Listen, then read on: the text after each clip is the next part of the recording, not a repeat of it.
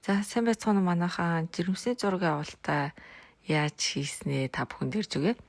За би энэ Woman Photo Studio гэдэг газрыг судалж байгаа сонгосон.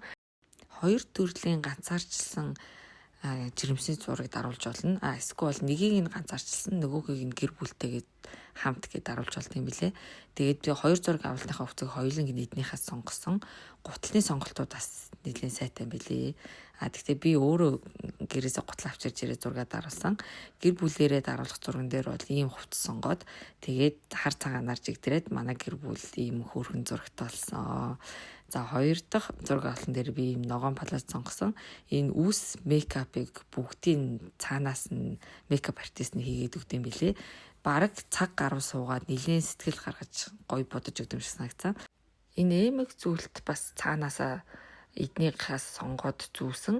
Эднийх нөгөө эмэг зүйлт бүгдгээд бүх аксессуарууд сонголттой байдаг аягүй айтайхан юм билэ. Тэгээд намар төрсөн учраас юм намрын зохиомжтой зураг гэж би өөрөө бодоод ирсэн.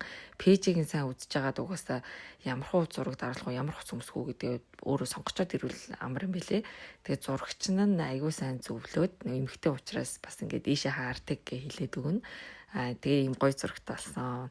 2-3 өрөө гэрте амьдардаг тийм залуу гэр бүлүүдэд бол ийм 30-ыг харьцах нь 40 гэсэн хэмжээтэй зураг бол айгүй айтайхан гоё харагддаг юм байл шүү. За ингээ анхаарал хандуулсан та бүхэнд баярлалаа. Баяртай.